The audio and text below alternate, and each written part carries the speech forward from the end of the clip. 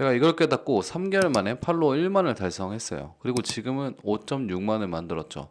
저도 처음에는 많은 분들이 알려주시는 방식으로 인스타를 진행했었어요. 나와 비슷한 주제를 가진 사람들에게 소통을 하면서 마팔을 맺자고 말하는 방법 있잖아요. 그리고 소통하자고 댓글 달 때도 기계처럼 다는 사람이 아닌 진심이 담기게 달아야 된다고 해서 장문의 소통 댓글을 달아보기도 했죠. 상대방의 콘텐츠를 칭찬하면서 자연스럽게 소통하자는 방식으로 했었죠. 지금은 당연한데 그렇게 하니까 당연히 팔로워가 하루에 한 개도 늘지 않았었어요. 그리고 그렇게 한 명 한 명 댓글 달아서 10,000명은 무슨 100명도 힘들겠다는 생각이 들더라고요. 당연히 콘텐츠를 올려도 조회수는 계속 0이 나왔었죠.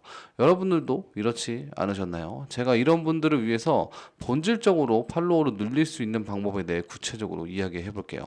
그리고 이 방법은 댓글을 달 필요도 없고 마팔 구걸할 필요도 없는 방법이니까 활용하시면 굉장히 좋을 것 같아요. 먼저 본격적으로 팔로워를 늘릴 때 가장 중요한 것이 인스타의 본질적인 부분을 이해하고 그것을 타겟하는 콘텐츠를 만드는 것이에요. 그 본질적인 것을 이해시키기 위해 제가 만든 게 바로 교환 이론과 표본 이론이라는 거예요. 한번 차근차근 설명드려 볼게요. 이 교환 이론은 팔로우 개념에 대해 이해하게 만들기 위함이에요. 여러분들도 아시겠지만 인스타 세계에 들어오면 팔로워의 수로 모든 것을 말하죠. 조금 강하게 말하자면 팔로워 수가 높을수록 서열이 높다고 이야기할 수 있어요. 이 인스타 세계에선 말이죠. 근데 왜 팔로워 수가 높을수록 서열이 높고 권위가 생기는 걸까요? 맞습니다. 팔로워 수에 비례하게 평균적으로 수익 발생 비율이 높기 때문이겠죠. 그렇게 생각하면 팔로우라는 것은 돈과 같은 가치를 가진다고 생각할 수 있어요.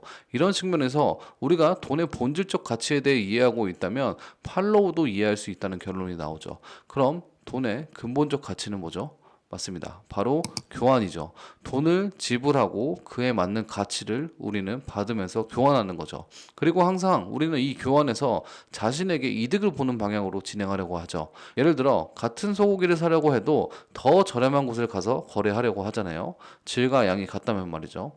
이렇듯 이 돈의 본질적 교환의 원리가 인스타의 팔로우에도 적용된다는 거예요. 사람들이 나의 계정에 팔로우를 누르는 것은 곧 나에게 뭔가를 얻을 게 있기 때문에 누르는 것이에요. 즉, 팔로우와 내가 제공하고 있는 콘텐츠를 통해 얻게 되는 이득과 교환하는 것이죠. 이런 측면에서 우리는 우리의 콘텐츠에 항상 사람들이 이득 볼 수 있는 것을 제공해야 해요. 여기서 조금 더 구체적으로 들어가자면 사람들이 콘텐츠를 통해서 얻을 수 있는 이득은 크게 보면 두 가지가 있어요. 하나는 감정적 이득, 다른 하나는 현실적 이득이에요. 감정적 이득은 이 콘텐츠를 보고 즐거워지거나 행복해지거나 로망을 갖게 해준다거나 편안함, 잔잔함 등 보는 사람에게 감정적으로 이득이 될 만한 것을 제공하는 거예요. 브이로그형 릴스가 대표적으로 이런 감정적 이득을 타겟하는 것 중 하나겠죠. 만약 브이로그형 릴스를 하고 싶어서 감정적 이득을 로망을 갖게 하기 위해서라면 나의 일상에서 고급진 레스토랑이나 호텔 같은 곳을 자주 가면 이런 감정적 이득을 제시할 수 있겠죠. 반대로 현실적 이득은 사람과의 관계, 이성, 돈 등 일상적인 생활에서 오는 문제를 해결해 줄 수 있는 이득이에요. 인스타 보시면 맛집 소개 관련 계정들이 굉장히 많잖아요. 우리가 그것을 팔로우하는 이유를 생각해 보면 맛집 정보를 통해서 친구들이나 이성이나 가족들이랑 뭔가를 먹으러 갈 때 좋은 시간을 보낼 수 있는 이득이 생기잖아요. 단순히 지나가다가 들리는 가게보다는 말이죠. 그래서 우리는 꼭 우리 계정에서 이 감정적 이득이나 현실적 이득을 모두 제공하거나 아니면 둘 중 한 개라도 제공하면 충분히 팔로우와 교환할 수 있는 거죠. 그래서 이 교환 이론을 여러분들이 충족시키기 위해서는 내가 다른 사람들에게 줄 수 있는 이득을 적어보는 거예요. 이것을 적었을 때 내가 잘하거나 오래 해왔던 것들을 적으면서 쪼개보시는 것이 굉장히 좋습니다. 예를 들어 나는 10년차 직장인이라면 직장 다니면서 내가 잘하는 행동을 쪼개보는 거죠. 엑셀, 발표, 술자리 이런 식으로 말이죠.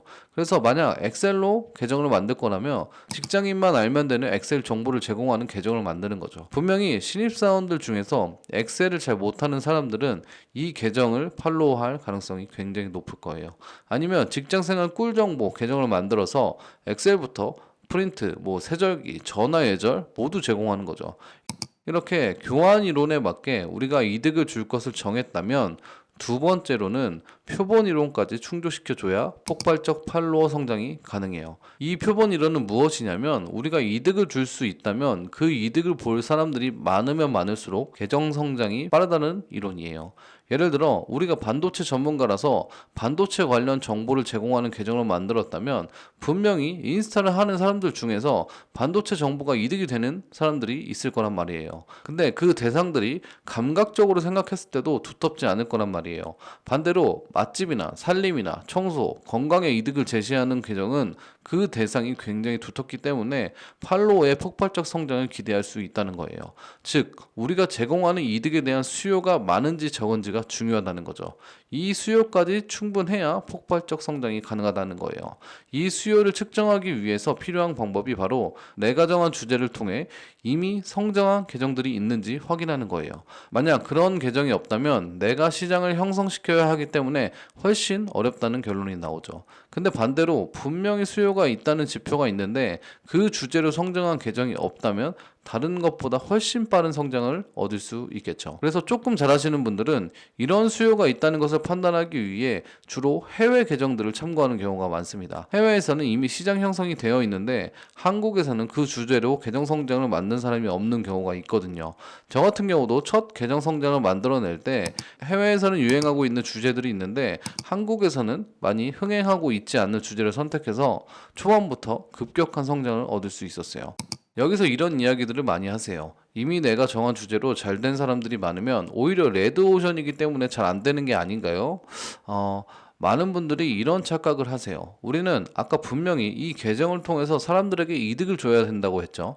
그것을 충족한다면 사람들은 다른 계정을 통해서 이득을 보고 있지만 내 계정에서도 같은 주제이지만 다른 이득을 얻을 수 있기 때문에 팔로우를 누른다는 거죠. 즉 팔로우는 돈과 비유했지만 팔로우를 누르는 사람 입장에서는 공짜이기 때문에 내가 관심 있는 주제는 여러 계정에 팔로우를 누를 수 있어요. 만약에 팔로우 누르는 횟수가 정해져 있다면 경쟁의 개념이 적용되지만 실제로는 공짜이기 때문에 이득을 다 가져가기 위해서 팔로우를 누른다는 거죠.